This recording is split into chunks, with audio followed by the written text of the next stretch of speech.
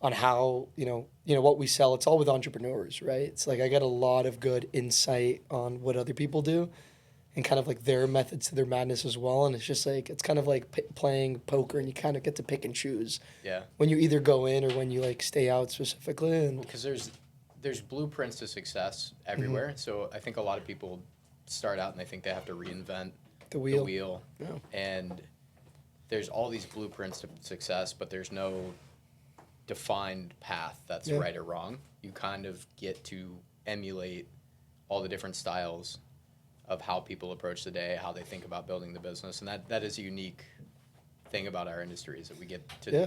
see all these different business models, how people approach them, what works, what doesn't, and then being able to actually see that correlating to dollars in the form of payments, because we Yeah. have that lens to see through. Yeah, and I think that's something I've had fun starting this. Well, we're just getting started, right? And that's something I realized this morning as I was coming onto the train and kind of seeing the type of success that there is in New York as well. I was like, yeah, we've accomplished a lot, but we also haven't accomplished anything. I mean, we've accomplished definitely a lot of things, but we actually haven't accomplished anything compared to like, what our potential, could actually be. And that's like another beauty, I think, of getting to know all these people and seeing like the levels that they're at and seeing that the grind and the grit that they still have. Because like for me, sometimes I'll be in the day and I'll close 4 or 5 people on like our merchant onboarding calls, and like I'll go home and it'll be like the high of the highs, right? And then I wake up the next day and I don't have that. And I think it's being able to keep that on repeat and understanding just because you have a day like that, you need to kind of keep that same high when you show up the next day, as well, and kind of continuing, on that course. At least on my end, I'm lucky I get to have those sales wins, daily, where I get like that little hoorah type of moment.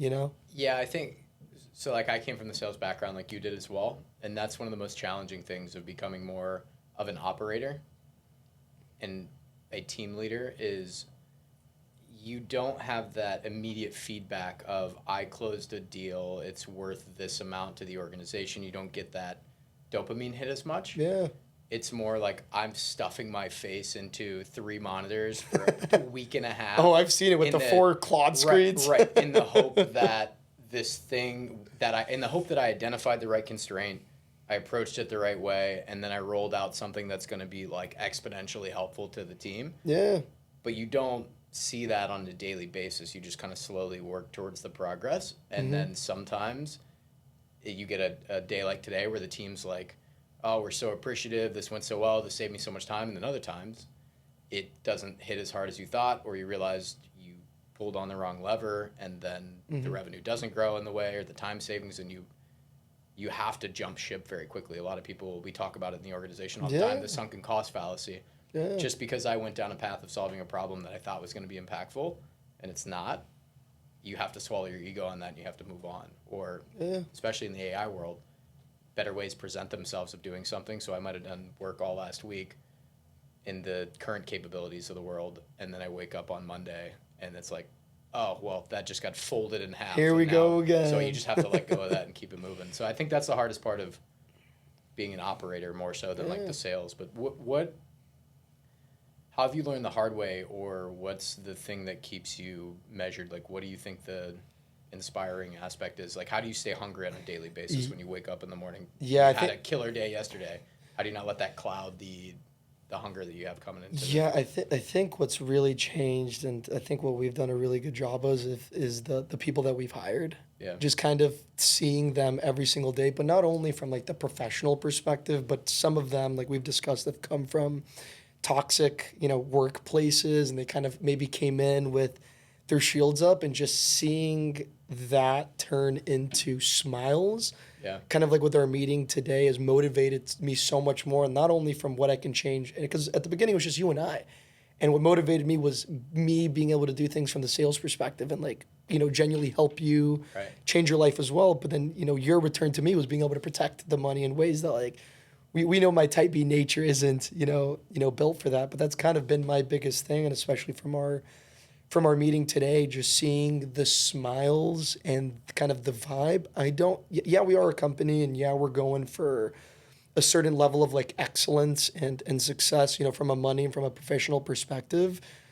but it's more the family that we've been able to build. And it's made me look outside of myself. I can't work hard enough inside of myself. I can to a certain level and extent, but seeing how their happiness is turned and the way that they want to work for us with the way we presented ourselves to them, it just motivates me, so much more. So that's how the why has expanded. That Yeah. keeps you from getting complacent. Well, I think the why has never changed, right? My big why came from, a background with my family, where I went to school as well, and kind of getting into the payment space and nobody really, knowing about it, even though I'm really happy that I got into it based on, a lot of reasons that we can talk about at a later point. But, and that was a big thing for me on this trip on New York, kind of going and meeting with some of the people from, my network, the UMich alum that went to go work at JP Morgan, went to go to like Goldman and Sachs, Ernest and Young. And I was like, oh, I'm going to this little miniature company that doesn't have a lot of, rapport, or kind of isn't that shiny object, but from like the way that I see myself now, from like the acumen that I've like brought on, the acumen that I've learned from you and other people on the team, but also how the acumen's mixed up with the mission. Our mission now compared to our mission, and there's nothing wrong with the 9 to 5. Not everyone's built for what we do, but the mission that we have now, where we're at as a company, is just, what really gets me out of bed. I would say. What about you? Yeah, I think so. My why has expanded rapidly. Like mine has changed. We share that family dynamics aspect of like the grit and growing up with a lack of a lot, and that translating into like a deep desire to prove something. Yeah. So we definitely share that. Like that why is still there, but the impact we've been able to have on the members of the team along the way, and recreating an environment where they can come to earn a healthy living and like enjoy it in the process as well. And I've been shocked how low the bar's been set. And it's kind of crazy. And I don't know why, it's because crazy. you and I have worked in our fair share of like terrible workplace environments. We also haven't been around And for I've that had long in business, too. Poor We've been leaders. 6, 7 and- years. Yeah, just if I look at like my entire life, I've worked for a lot of terrible people that just treated people horribly. Yeah. But a lot of my experience through college and was service industry. So I almost thought it was like isolated to a specific industry, and that like business or corporate environments treated people properly. And even though I didn't experience that in the corporate world, and then you interview these people and bring them onto the team and you understand how they were treated. So you very quickly realize that you can create a platform where people can come and earn wages and support their families, and also just break free a lot of the stress and anxiety and limitations that previous workplace environments were placing upon them. And you obviously know there's been other ways that we've been able to give back to team members in need, that, going through some personal things, or so. Or employees in different countries going through environmental disasters and Right. very niche things that most people wouldn't step out of, their normal comfortability area or zone to kind of go and give that hand of help. Yeah, I would or say. just the fact that our assistant from the Philippines, because she's Shout out June, by yeah, the way. Shout yeah. out June. because she's a Filipino woman and worked for other American countries, she was treated like a second-class individual because she's a female in a different country. And just the fact that we've treated her with like care, and like every other member of the team, and she is no different than any other member on the team, that's been like profoundly impactful in her comfortability and self-confidence. Yeah. That shouldn't be the case, But, but I don't know. It's great that we can create that platform. Like, It feels normal. I don't know. she should have never been treated in those other ways. To me, it just feels normal doing that, though. Right. And I think that's kind of what's made me so excited to be a business owner. Like, we are business owners, but I don't even look at myself necessarily as a business owner some days. It's kind of like an imposter syndrome to some extent. I just feel like somebody that is executing daily on certain objectives, trying to grow and scale something, but it just comes with being a good person. And I've noticed that having that good person element to you just goes so far. And it is difficult, man, because like you have the business, there might be a fire, you have your own personal things going on, but the uplift that I've been able to have in energy just based on getting those reactions from her, or even with, our director of customer success, is being able to move his family out of Chicago from the support system that he had, and his wife Liz being able to meet, and even that we know the name of his wife, right? How many employers don't even know the spouses or the kids, Zion and Marie, and those things make me excited for what we can accomplish, and it also makes me feel like whatever we do, we have to keep on going while also ensuring that we're giving ourselves the daily benefit of being happy with ourselves. Because that's one of the next things I was going to ask you is how have those things made you change your outlook on yourself? What elements specifically? From the being able to the way that we're treating people and the way that we're making them feel based on you just being an employee at one point to being transitioned over to a business owner and being able to give these outlets to them or make them feel certain Yeah. types of ways. Yeah, so I think running a business and being able to have people on the team, it opens up your mind to the impact that you can have as an entrepreneur beyond just financial independence for time or money or whatever it may be. And usually I think most people get into this for self-serving initiatives. Yeah. Some people always stay on that path and they just happen to employ people. What we've done is we've employed people, but we've also allowed that to change us along the way. And I think fundamentally one of my core values just as a human that my wife and I share is just trying to, and I think part of why we're on this planet is to leave it better than you found it. Yeah. And I think that goes for the industry that we're in. Yeah. I think that it goes for the people that are on our team. Yeah. I think ultimately it just goes for the community of which you are building a business in. I think all of those things are paramount. So opening my eyes to the level of impact that you can have far beyond just creating independence of time and finance for yourself and your family, like or each other. That's where my why started. But when you add these other people that fit into this vision that you're creating and you see their whys come into that and expand yours, it just reminds you of the impact that you can have when you take bigger risks as a human business owner, whatever it may be. I think a lot of people are in these little comfortable bubbles simply because they don't believe that they can be a leader or have the impact that they see other people have.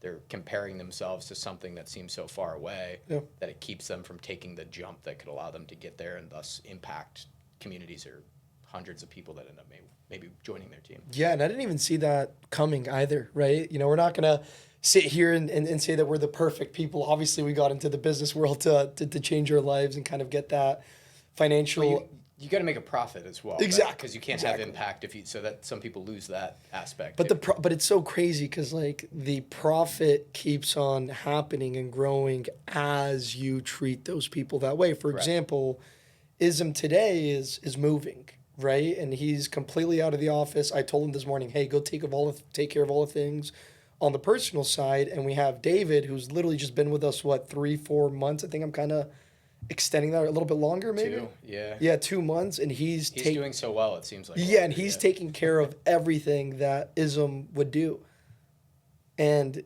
he's just been with us for 2 months, right? So it not only does it show what we've been able to do with Ism and for his position, but also what he's been able to pass to somebody else, and I think that's a true definition of leadership is showing a certain, pathway or roadmap to somebody while also challenging them and testing them while also giving them the tools to succeed. But I think the biggest flex there is seeing them do that with somebody else without you directly asking them to do it, them just wanting to pass it on from receiving it from somebody else. And that's just been something to me that makes me kind of want to, whether we want to do it or not in the future, but I want David now to be able to pass that on to somebody else. But the only reason that David's going to pass that on to somebody else is because Ism passed that to him, and we passed that to Ism, and that makes me just feel a type of way that I don't think financial independence can give you, and I think that's another part of business that I don't hear people talk about a lot that I've found some real genuine interest in as well, because it and they're double-sided, right? Because when you do all those things in that world, it takes away from all the daily tasks that you have, and us as founders being able to go and focus on all the things that we want to focus on to drive the business, like all the things that you've been able to do with the back end of the business and AI. And we could sit here and talk about a lot of AI things, but you're going to lose me after 5 minutes of Drew talking. So, what do you think? What's been your key to? Because I think one of the most important aspects of running a business and being successful is just your ability to manage uncertainty. Yeah. How have you been able to do that Yeah. as we've faced additional curveballs, and it What a seems question. as though the decisions get larger, right? And the Yeah. uncertainty compounds even with success. So how do you manage that to stay focused on what you need to do day to day? It took me 12 months to kind of figure that one out, starting the business and getting to a certain point in time, because I was like going in and doing all the hard work, but I was always just focusing on the future. And that would just riddle me with terrible, even though I was doing everything that I needed to do day in and day out, it would just riddle me with insane anxiety. But when I reached month 13th or 14th and I look back on the journey, and I do this to myself in all different types of part of my life. It's not only just the business world. I looked at what we had accomplished in those 12 months, and I wish I could have gone back to myself and told myself just to enjoy it a little bit more, even though a lot of it wasn't enjoyable. Just be more present and enjoy it to some extent. I wish So, I like, could do that for most of the past decade. Yeah. But we've, What, I've made some big strides personally. almost in 30 that years area. with Yeah, the past 5 years. with we've done a lot of work with an there. awesome birthday coming up here shortly. But I think getting to that point, I kind of made the commitment to myself to not do that again. Yeah. And what I've been able to do today, even with some future challenges that we have, is just focusing on what I can accomplish in one day and only being focused on that. Obviously, you still have to make decisions for the future, but allowing those decisions not to be made with anxiety. So it's a focus on the day-to-day activity that alleviates the anxiety of the future uncertainty. Exactly. And also, that has reaped benefits across my personal life. Where, like, if I go out on the weekend, for example, this weekend from Friday at 6 p.m. to pretty much this morning, I was the most present that I've been in a while. But it's just because I'm letting work have its place in my life and allowing myself to give myself that time to do the grind and focus on the things day by day, which that also allows the outside part of business, the outside my personal life, to be in a really good place, which is an interesting loop, because then that feeds right back onto the business side as well. I've experienced this, and it's such a fascinating concept. Yeah, it is. And the more I've fostered the other areas of my life, especially, like, I've made a concerted effort this past year to lean more into experiences and intentionality around family and finding my own spirituality and just spending more time introspectively instead of operating and doing. And the irony is the less work you do in the business and the more you foster these other areas, the more this keeps growing. Absolutely. And growing and growing, and you just attract better opportunities. But I still conceptually, I find that so backwards, and it's just like It is, because it is backwards. it's anti-capitalist the way that the system has been designed. It's like you do more, you work harder, you get more. But in reality, it just, by fostering those other areas and becoming a better person and vibrating at a higher frequency, I attract more of the business profit opportunity. And it almost feels like the more you neglect this, in a way, the more it grows. You're like it's fascinating. You're like burning bridges for yourself Yeah. on the business side. Yeah, and I think a part of that is effectiveness. Each of us could justifiably work 70 hours a day if there were that many hours in a day, right? Yep. And not be done with everything. Yep. But when you fall into that trap, you do a lot of work just for, like, crossing it off the list instead of doing the most effective things. Yep. So I think by traveling more and spending more time with family, setting more firm boundaries of when I'm walking out of the office and turning my mind off of business mode and going into home mode, you have less time over here, so it forces your hand into effectiveness. It's the excitement you bring. I mean, I literally felt it this morning, right? When I go into our Monday morning, like, merchant onboarding X sales call, which usually on a Monday nobody would be excited about having that conversation and having to go through all the data and the follow-ups that we missed and all the people that we need to badger with calls to take next steps. And what I noticed within myself bringing to that call was just the excitement that I had from the trip that I was on, and not only the enjoyment of the trip, but actually being present and enjoying the things that I enjoyed. Like, I came onto that call with fire, and just being able to, like, transfer that type of energy across to everybody on that call, and I would see the reception of the smiles on their end, and being able to bring that energy to a call or a environment or situation where you really usually wouldn't have that type of energy was really nice for me, and that just showed me the importance of that. Did you experience the initial guilt, or do you still fight that at times of when you take time off and members of the team are back at the office pouring everything in, and especially now as we've grown and we have more people and the organization is more self-sustaining, we can step away without knowing that everything's not going to crumble. Whereas a year and a half ago, you and I were at a trade show together. We knew the opportunity cost of that and the stress that was on the back end. But do you still wrestle with the guilt of taking time away, knowing others are building up the business? I don't anymore. Okay. And how did you get over that? The way that I got over it is, I mean, it's also kind of like results driven. So some of the results that I've been able to get have allowed me to be a little bit more relaxed and just kind of looking at my day and looking at that day specifically and being like, this is my time to go hard and really go like 150%. But then that's saying something. Actually doing it is something different. But if you actually commit to doing it, you understand and realize how important that time off is or that time to relax, because the guilt is just driving energy, man. It's like an energy vampire to some extent with your time off. And you're not getting it doesn't serve you. You're not getting to rest, you know? So that being taken away within myself has been another beauty, because then when I'm back into the pocket of, at least on my side, the sales and the relationships and introducing people, it's allowed me to just go 1,000 times harder than I have in the past. What about yourself?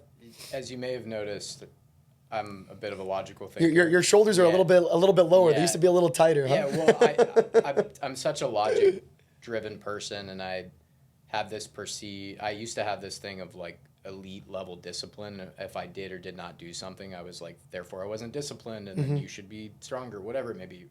And it was like binary. It was like you either did or you didn't. Or you succeeded or you failed. But many things in life, they're in this gray zone in between where you have to learn when good enough is enough. And I've learned that. And I've started focusing on fostering those other areas, scheduling fun within my calendar, and then just getting the feedback from the members of the team. Like 2-3 weeks ago, somebody on the team said, "You seem like way more relaxed nowadays." You do, but you do, dude. Right, and a lot of that is having that team and knowing like all the weight of building this thing isn't on just the two of us anymore, and we have great people. But a lot of that is just the work that I've done on myself and working less and leaning more into fun, scheduling. Okay, I go play 9 holes of golf on a Friday morning. Before, I was out there doing those things, knowing that they were important, but I wasn't there for them, so it still didn't matter. I was guilty about not being in the business operating. What if the team thinks I'm not doing enough, and are they going to work as hard if they don't see me working as hard and I'm not in the office all day, every day? But at the end of the day, getting feedback from members of the organization that I'm showing up better and feeling that I'm just more effective by doing less and leaning more into like myself, that's how I got over the guilt factor of it. And ultimately coming to the realization that a lot of the time and pressure constraints that we put on ourselves is simply that. It's what we put on ourselves. There's nobody that's been a harder critic of myself than myself. Especially the past decade. You gotta tell that guy to relax sometimes, huh? Right, and I've just taken agency over that, and when those thoughts still come in, I don't accept them anymore. I've shut that door of that old version of myself, and I do not allow those things to override my feelings today anymore. So, it's been a interesting experience. Well, could you have ever predicted, and it's something I said on one of our calls today, of where you were at a year and a half ago without AI and what you've been able to accomplish with AI? Did you ever think that was in your cards, or what was the mechanism, or what you saw or what you heard that knew that you had to go ahead and try it and do or accomplish what you have to this point? I've always been really good about knowing that I don't know everything, and just... We wouldn't be here if we did. Right, exactly. And knowing that it's impossible to be great at everything, but taking a few things that you really enjoy, and I was initially very curious about AI, and then all these very elitely successful people talking about the impact that it was going to have. And you have two paths at that point. You can either listen and just know that you probably don't know any better than the people that have built $100 million companies and just take their word for it, or you can be resistant and think that you know, or that technology is not going to be as disruptive. But at some point you see the pattern of all these hyper successful people that you're emulating and studying, they're all talking about the importance of AI. I've always been really good about like, well, I should probably just do that, even if I don't know why. And I've leaned into that, and it's obviously been profoundly impactful in how we've built our organization. And I think the biggest thing as one, there's never been a more exciting time to build a company, I think, because of it. And two, we have the unique advantage of building our infrastructure on it instead of taking a 300-person organization and trying to inject into our existing bad data, people, processes. It's so disruptive.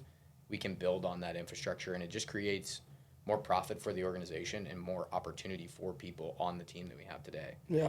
Now, there's the inverse side of that where we've certainly not hired more people because of how AI augmented we are, and I think there's going to be some real job market disruption because of that. Yeah.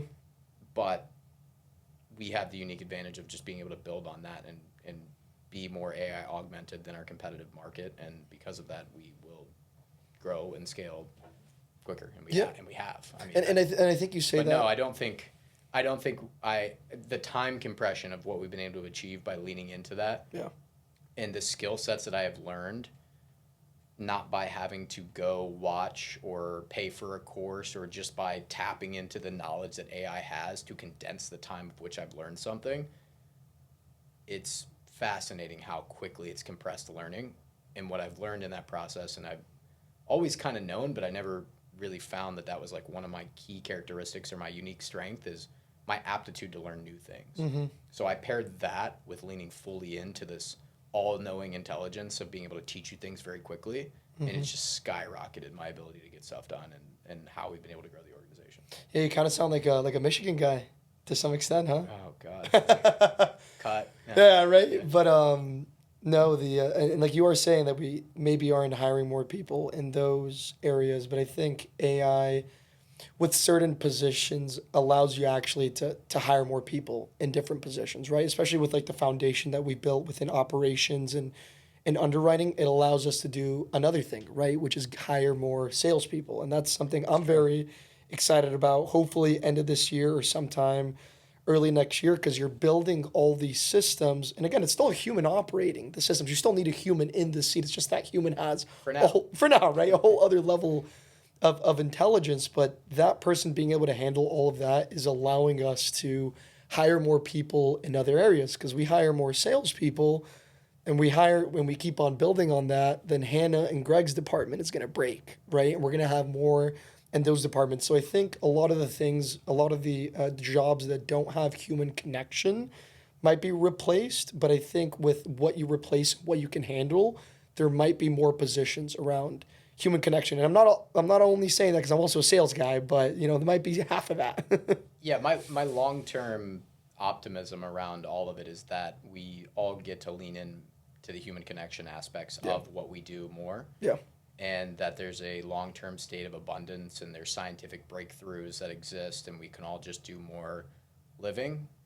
It doesn't directly align with capitalism, which capitalism is great. We live in the best country in the world. So far. However, if you just get more efficient at doing things, you can just drive more shareholder profit. So I think it's going to get a little bit uglier before it gets better. But I think 5 to 7 years from now, if used properly, we can wake up in a world that's extremely abundant. But that's completely up to us and how we choose to use it. And I think a lot of leaders don't take that responsibility within themselves, and that's another thing I enjoyed from the knowledge to. Yeah, but that's what I enjoyed from the call today is like being able, and we have these AI call. What is it, biweekly or weekly AI trainings? Weekly AI trainings, and I think it's also the responsibility, and it's a lot easier to do this in the SMB world, and this is why I love the SMB world, because not only can you have insane impact on your actual client and what they're, we're playing our game of chess while they're playing chess, and we can help them become better at chess. But we can also do that with our employees. And the way that you've been able, and it's, I take a lot of genuine pride being in this business with you, because I've kind of seen you come from the sales days to what you've been able to accomplish today. And I think a beauty of that is you're kind of doing all the upfront work and all the work that nobody wants to do, sometimes even including myself, because it's the annoying work of having to stay there for hours on the weekend and do what you have to do. It's always great. Yeah, right? But you've been able to take that and also give that to our employees. And I think that's super important, right? And I think that's not what a lot of leaders talk about today. You always see on Twitter or Instagram or on the news, this company IPO'd at XYZ, this leader made this amount of money, but the story that's never spoken about is how how did the leader take what they learned with all that hard work and pass it on to their employees for the present and also for the future that goes directly to it might getting a little bit ugly. I take pride that even if it does get a little bit ugly, it might not get ugly for our employees, whether they're with us or not. And I think that speaks volume about a leader or a founder in ways that most people aren't talking about today. Yeah, you need to prepare people for the world that we're entering. I firmly believe that AI proficiency is going to be one of the biggest skill sets that anybody needs to succeed in anything business, and it's going to fundamentally disrupt our society. Yeah. So if I firmly believe that, is it not irresponsible if I don't transfer that to the people that are helping us do the things that we're doing every day to deliver value and drive profits? And ultimately, a business is the vehicle that gets to change our lives and hopefully many others. So why would you not want to prepare the people that are helping you do that for what's going to make them successful, whether they're working with inside of our walls or elsewhere? I mean, that. How do you not feel a calling to transfer that responsibility? If I firmly, it would either mean that I don't care or I don't firmly believe that it's going to be that impactful. And neither one of those is true. Within your journey, because I've seen you do it for yourself, I've seen you do it for me. It's been very helpful. I see you doing it for them now. Do you think in your career with AHG or somewhere else in the future potentially, there's a place within yourself where you're going to want to just transfer that to the masses in general? I mean, we're doing it at a much smaller scale, and I think it's been very, very successful at the scale we're doing it at. But do you see within yourself doing that sometime in the future for the masses? Yeah, it's the days I enjoy most are the days where I just get to tinker with AI, and it's because Nerd out a little bit? well, yeah, and it goes back to that proficiency and that like love of learning and just educating myself and involving myself. So that's what I've kind of realized is my unique superpower. Yeah. But what's the purpose of obtaining knowledge if you do not get to transfer it to those that also benefit from it? If you just take all that education and knowledge and use it to benefit yourself, then you didn't live a very impactful life. So going back to wanting to leave people and places better than you found them, and that being a core philosophy as to why I think we're even on this spinning space rock to do this unique thing of life that we get to do is you want to transfer that knowledge, and I think there's so many people that don't have that. One thing that Anthropic did recently, as I saw, they're creating a fellowship where they're taking people that are trained on all the Anthropic systems and they're putting them into nonprofits. Oh wow! Oh, this is complete news to me. And they're teaching them the skill set to be more efficient, because a lot of people get into nonprofits for the cause and they believe in it, but maybe they're lacking in the corporate experience or the business acumen or the systems, actually executing the systems mission. knowledge that drives a profit to. And there's a lot of challenges with nonprofit, but that's for another day. yeah, it's just a broken approach to nonprofits. Have not solved many of the issues that they seek to solve. And some have been for profit. And so, yeah, funny enough, and some of them have been impactful. But I found that really fascinating that Claude is implanting people into these organizations so that they become more profitable, more efficient, and then they can actually go out and solve the problems. So doing something like that in the future, I would see could be very fascinating for me. Or it may get to a point where the barrier to entry is so low that it just comes down to execution. I think all this unique knowledge that I have of how to do the things that I'm doing may very well be commoditized, and I could put, my 2-month-old niece on it, and she could figure out how to build an app. I mean, it might get that easy, right? So, I mean, Elon's thinking of going to Mars, so I think everything's almost on the table, right, for the next 10, 20, 30 years. So why focus on exploring other planets instead of fixing our own is something that I think all that money and time and energy to say, let's just break the world and prepare for the possibility that we need to leave it and start anew. Why not just fix the one that we live on today by using the technologies? Doing something like that, I could see being extremely impactful. Yeah.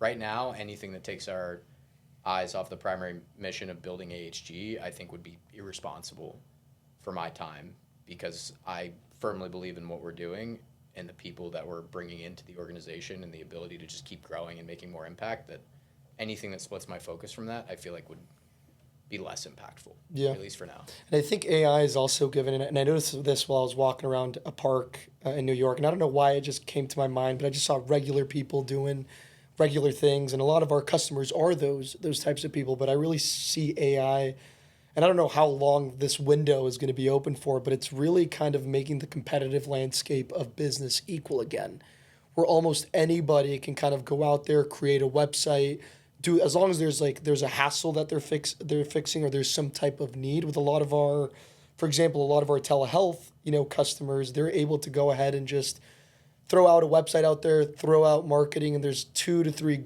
gals or guys that have, in the past have no business being in that business, but based with AI, they've been able to kind of take it from one point to another so much faster than people have seen, and kind of rebalancing society and how it's been in the past, right? It's not that it's a poor man's game, but like to some extent, as long as you're willing to bring on or spend the time committing to learning the knowledge, you're starting to level the playing field with people that have had access to education that most people would never have access to in decades in the past, or hundreds and hundreds of Yeah, years. the barrier to entry to starting something has become so much lesser that you can now jump into markets that maybe people didn't have the means to do Yeah. so just by signing up for a $20 Claude subscription and going through their free training modules, right? So Yeah.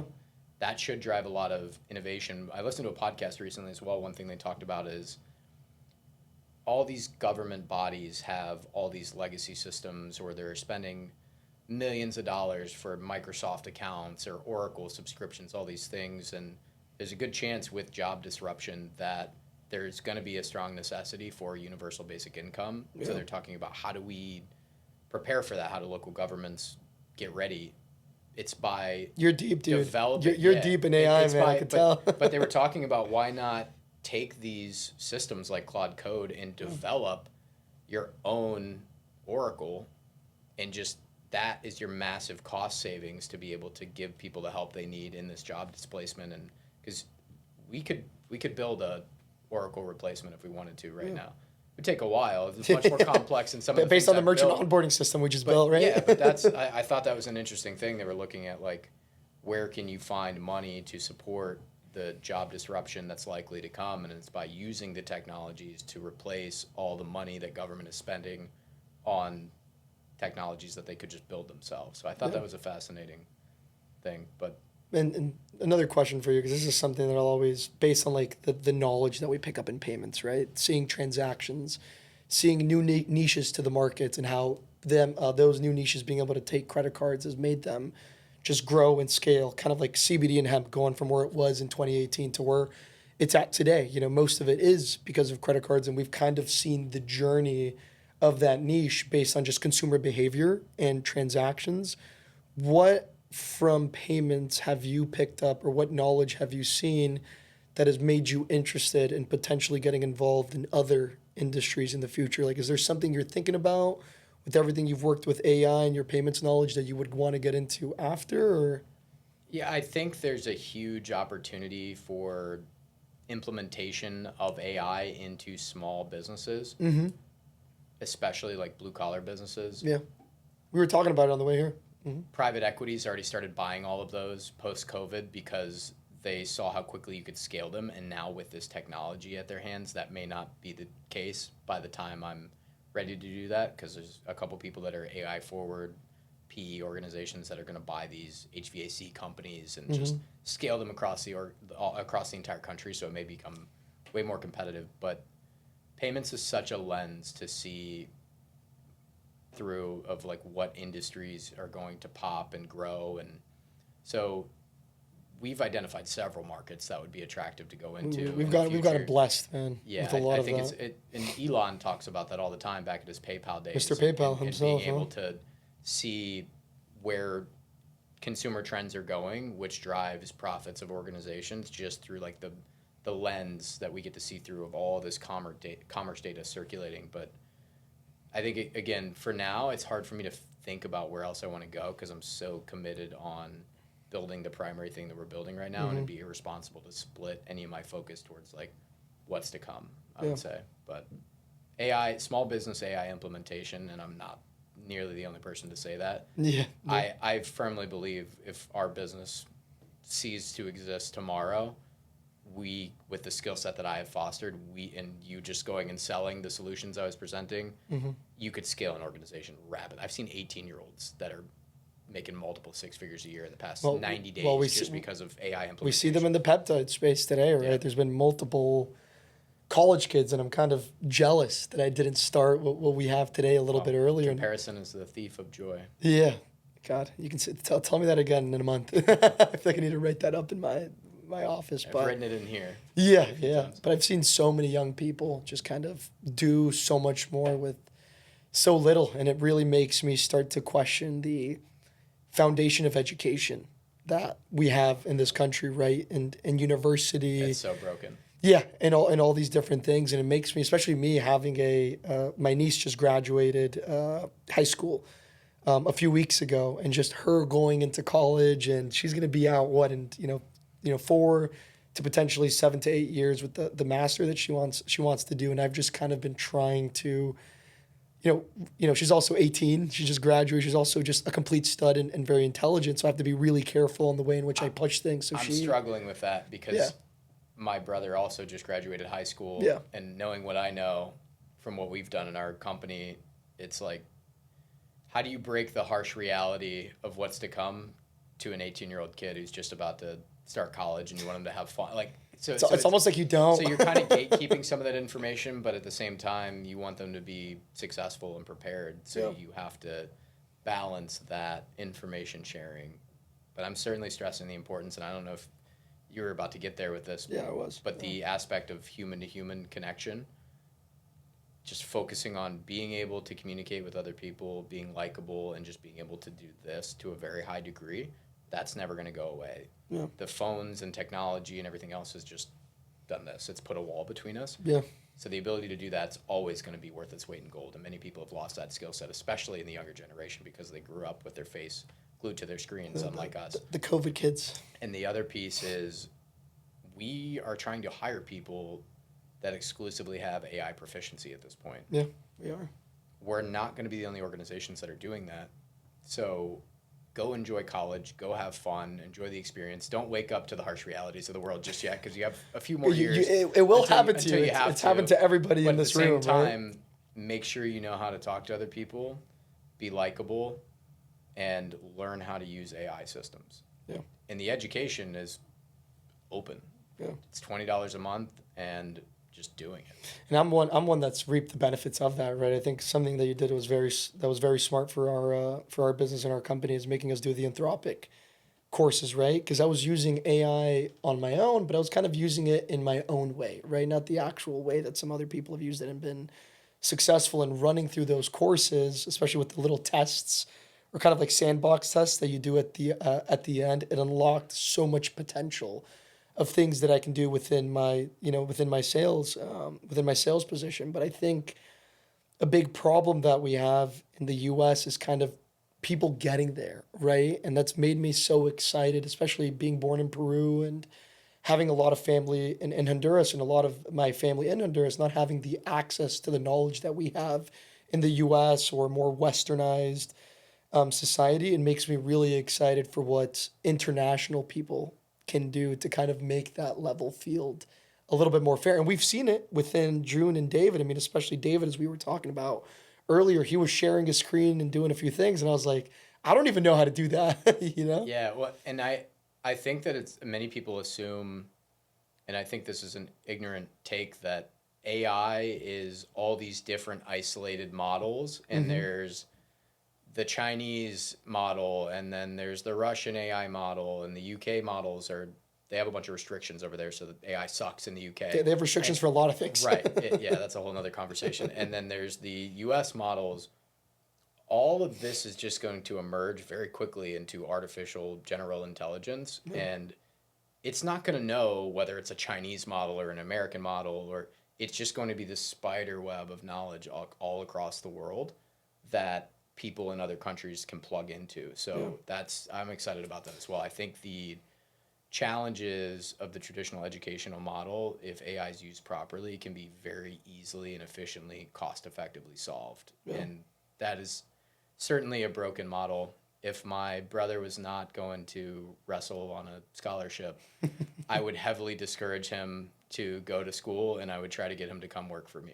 Absolutely. But since his school is getting paid for and he's going to go have a great time, Well, you also got to let him chase his college wrestling dreams. He's got to be a student athlete. You know, I was there at some point in time, Correct. and you know, very fortunate to go where I went. But that godforsaken place up north.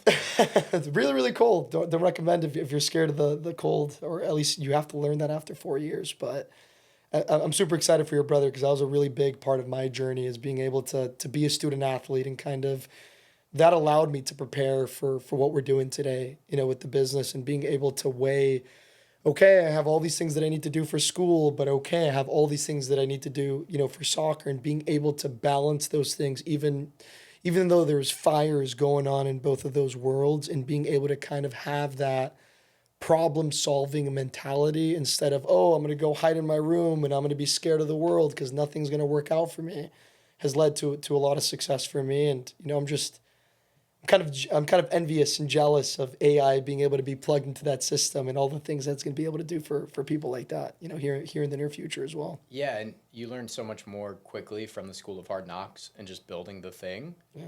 And now you have infinite knowledge at your disposal to build alongside you in the School of Hard Knocks. So that learning time compression is just shrunk tremendously. Yeah. What used to take our competitors 15 years of experience, we can now learn in a matter of months if used properly. Yeah. And the great part is the people that have 15 years plus of experience over us are the ones that also aren't using the technology. Yeah.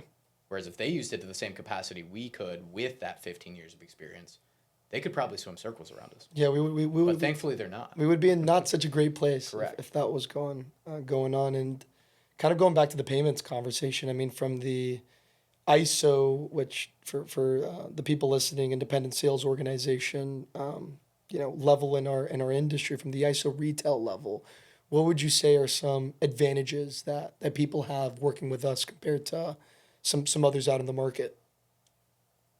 The ability to run AI augmented not only translates to internal efficiency, but it translates to client issue resolution efficiency, onboarding efficiency, our ability to spot patterns that may impact technology, our implementation of new technologies that benefit payments infrastructure because we are so tech forward.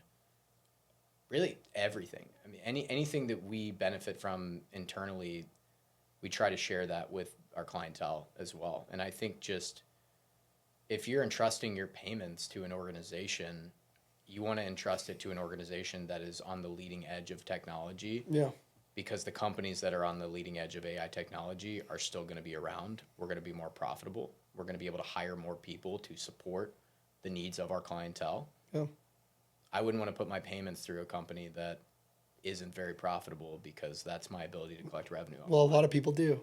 Correct. Right, and that's unknowingly. At exactly. times. Yeah, despite how big they may be on paper. Exactly. And we do, not us specifically, luckily we have a good reputation, but a lot in our space have a bad reputation. And I think that's one of my biggest enjoyments at the ISO retail level, is kind of going through that fight with customer or client on the other side. And it does take a little bit of time. Of course, people aren't going to trust you overnight, but being able to show them that value and actually having them see that value themselves from a third party perspective, when you're not in the room or you're not telling them how good you're going to be, and then they experience it on their own, getting to that point in the relationship is what really, you know, does it for me. I used to like being in, I don't know if you feel the same. I used to enjoy, in some markets, it's not like this. Yeah. Yeah. I used to enjoy being in a competitive deal and knowing that they were going to talk to 3 or 4 other people that did what we do. I would welcome that. Yeah. I push it now. Right. So when somebody ever, you know, comes to me and I give them the spiel, the A to Z on, you know, how we're different and, you know, what we do, and, you know, they start to either come with objections or, you know, don't want to do certain things that we have to do based just on our, you know, premiums that we kind of charge individuals just based on the service and the stability, and the backup banking relationships that we have. I always push them. I'm always like, go Go talk to 3, 5, 6 other people, and then come back to me after you have those conversations and kind of I feel tell as me though, how you feel. yeah, I feel as though it builds the Yeah, gap of yeah, value or just how we carry ourselves yeah. even more so versus if you just don't know any better, you go talk to a couple people that do what we do and just see how they carry themselves and the value they provide. It builds that gap, which increases our probability of success in closing a deal, in my opinion. Yeah, but it's also motivating to see how, especially what you do in AI and how you've also kept on, building yourself and you keep on going to the next level. It's been very motivating for me and for other people in the company as well, where even with that all being stated and us being quote unquote good at what we do, Well, I, nobody's going to say they suck. exactly, So they'll exactly. just have to take our word for it, whoever's Exactly, listening, right? exactly. But it constantly makes me feel as though that we always need to level up Yep. and get better. And that's what I really love about our space is, oh, you're only transacting payments, and that's what most people do. But the beauty of the information and the data that you can get and the skill sets that you can build outside of that, they all have different roadmaps going back to that transaction and being Yep. able to either, help them scale on the front end or allowing them to reduce things, on the back end as well, which to the points that you brought up earlier, I don't even think we've gotten there. Yeah, we're reducing it from introducing them to manufacturers, fulfillment centers, different types of lawyers, different types of, fractional CFOs or CEOs and et cetera. But I think with some of the stuff that's yet to come from our knowledge in AI, there might be some of those things that we might be able to implement ourselves and kind of having this two-way, mirror, Yeah. And did you ever imagine like being born in Peru and living in Honduras, Suriname, some of these third world countries, just the journey and ending up as an entrepreneur and doing some of the things that we're doing today? Is that surreal to you? Is that something you've always wanted to do? It's hard to believe every single day. I don't know if it was necessarily something that I always wanted to do. I think being a goalkeeper in soccer where I'm watching the whole entire field and I have 10 guys in front of me that I kind of need to coach and communicate well to either make plays go in a certain type of way or kind of, handle the way that the chemistry is in the locker room or seeing all these different types of cultures. I knew that it was something lucky that I had, but I never thought that it would be something that I used in business until you and I met at a certain type of company and I kind of saw the environment there and I saw the way that I carried myself with people internally. I saw the way that I carried myself with the customers or the people that I was selling the company's customers. And after seeing that, that's kind of when I reached the end of that chapter specifically. And my next chapter started, or my next book, where I was like, all these different things that I picked up from different cultures, all these different things that I picked up from soccer, all these different things that I've learned from my family, I kind of bundled them all up and I took them into the skill set of what we do today in payments. And then I kind of saw that over an extended period of time. And I remember the day where we kind of looked at each other and we're like, I think we can go and do this better. But that think now has changed. Now it's changed to I know. And it's not I know just because we know so. It's because of the data that we've been presented, right? And that's something that the deeper that we get into our journey, man, the more excited I get. Because it's just been fascinating every single day to get up and a new challenge presents itself and I take back anything from my past and I put it to like this new knowledge that I gained. And just that problem solving of getting over these hurdles and going to the next things has been the biggest benefit or the biggest beauty where I look at my past and I say, wow, like all these little things that I went through and experiences that were just fun experiences and memories to have are actually being used not only for us as entrepreneurs and within our niche, but also for the people, right? And that also makes me excited for the next round of people that we might see, come across, our door. What about you? I've come to learn that adversity is a gift Yeah. if channeled properly. And it goes both ways all the time. If channeled We properly. see it. We're here in South Florida, so we see it going the wrong way all the time. Correct. Yeah. So I think a lot of that, if you use adversity as a means to just play the victim and allow it to define your lack of success or belief in yourself, all the challenge that you experienced in your life is for nothing. Yeah. But if you harness that properly and use it to get through obstacles and challenges to achieve big things, it's a tremendous gift. It is. So I've come to learn that. In the area I grew up, I'd never pondered being an entrepreneur. Yeah. I just knew at an early age I was very different because I remember being like 11 and just looking around, seeing how people carried themselves, the language they used about their lives and themselves, the financial and familial dysfunction that existed, and just knowing very much so, and much of that in my own personal life, Yeah. I want way more than this. So I always felt that I would be successful.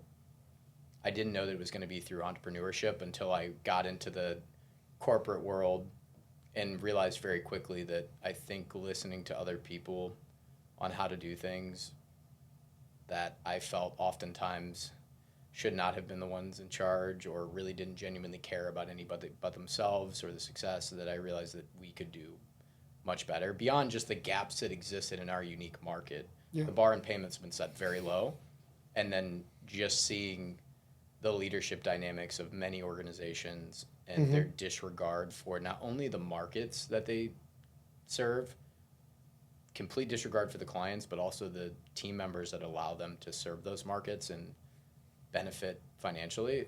I knew very quickly that we could do something. And my first entrepreneurial venture, curiosity, was I was looking at creating like a yoga mat business. I think you remember you telling me. And I think it's a good model. Like I looked into Hey, it. listen, I'm all for yoga, man. Come on now. Yeah, it's a growing trend. More and more people are getting into it. You could throw a yoga mat off of this building and it would be fine in transit. That's not going to break. So I think there's a lot of elements that were attractive. So someone didn't have a good yoga session. Yeah, and then I started going to these entrepreneur events and I was talking about my idea, and people, I could just tell I wasn't passionate about it, right? I thought it was a good business idea, but I'm like, I'm not really going to change the world doing this, or I don't have a competency in this. I'm just doing it just because I have this desire to be an entrepreneur. And that's where you and I looked at our success that we had at the other organization and the lack of care that they had for not only us, but just the team and the tumultuous environment that existed there, pairing that with a very broken market that is payments historically.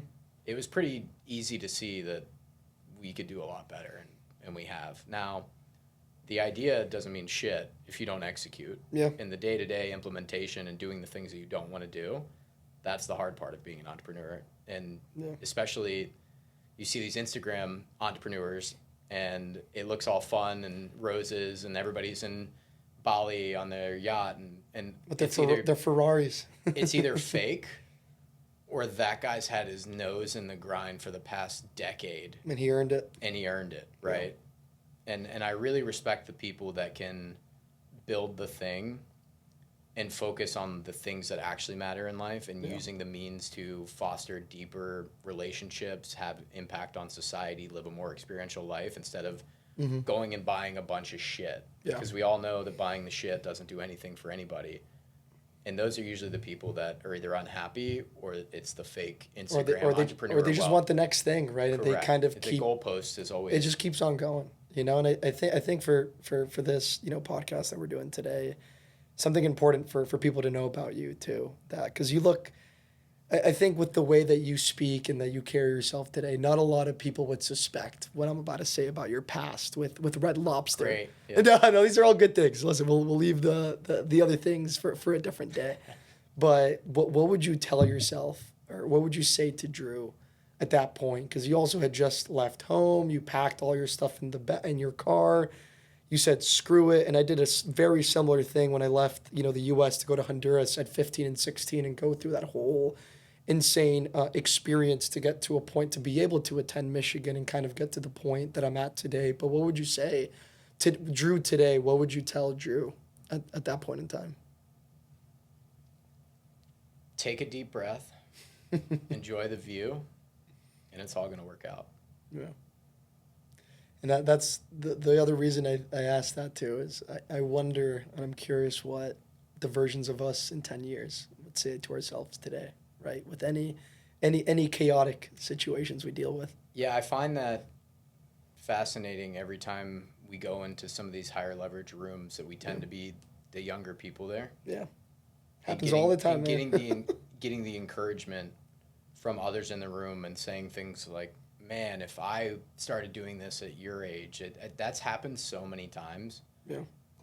So the key is just keep throwing yourself in those rooms where we're the minority by age or experience, and every time you walk into an environment like that, you leave with that energy, and that's part of being stuck in the business less as well. That I think a lot of operators and entrepreneurs rob themselves of is they're so stuck in the box that they're not taking these exponential leaps in growth that you can gather by walking into the right room. It's not about doing more. It's about pulling yourself out, Yeah. getting the right idea, throwing yourself into the right environment, and then coming back and taking a quantum leap.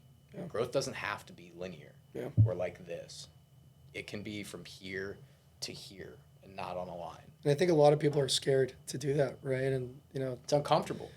the only fear, the only thing that you need to fear is fear itself, right? At the end of the day, and I think a lot of people have that genuine fear to kind of jump to that next level until you make the jump. And then you jump and you land and you're like, yeah, this is going to be hard. This is going to be a challenge, but this isn't as hard as I thought that it was. And that was always my vision of a business. It was this, even though it can feel like it at sometimes, it was this impossible thing that only a certain pedigree of people could do. And now that we're here and I look back, I always like to open the doors to my friends and my family. And I'm like, listen, it is going to be a really hard journey and it's still going to be a really long and hard journey for me. But the only thing that you need to do is just make that jump, right?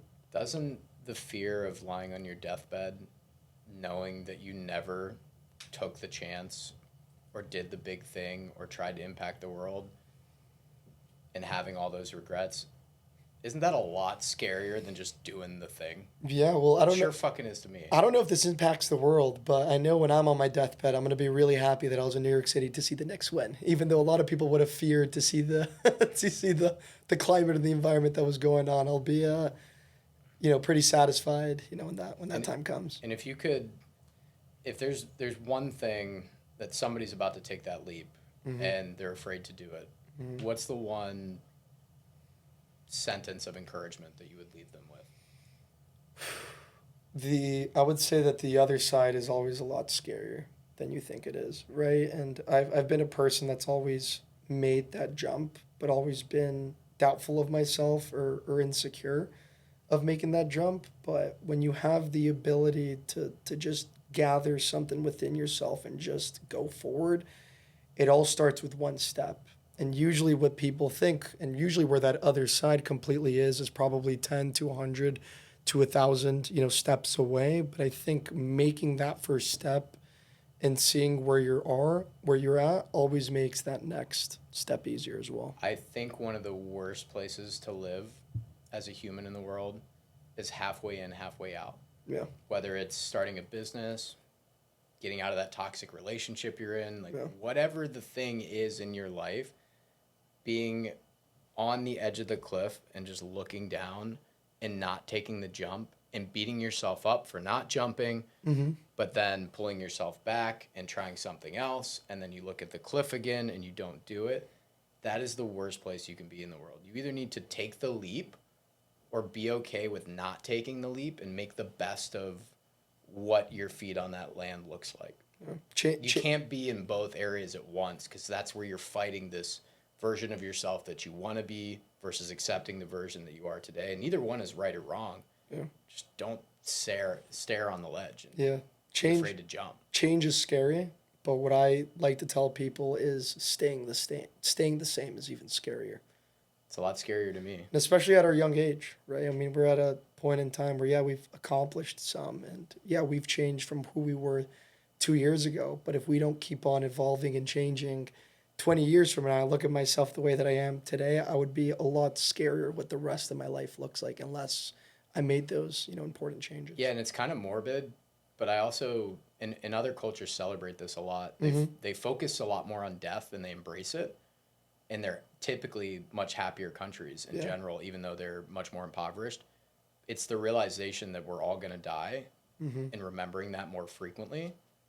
It makes me take the challenges and have a much deeper sense of gratitude day by day. So a lot of people are afraid to think about it But the more you realize that and you're going through something today, I'm going to die. I might as well find a way to enjoy the suck at this moment. So who cares, right? It takes the pressure off your Exactly. shoulders.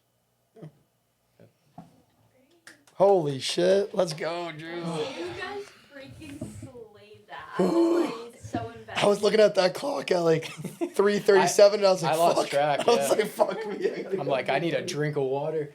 I felt like we were like a mix of business life, That was fun. philosophy. Yeah, That we was bounced around. so good. Let's post that long form whole thing on your YouTube because Yeah. you guys like killed that. Love Thank you, Yeah, thank you crushed guys. it.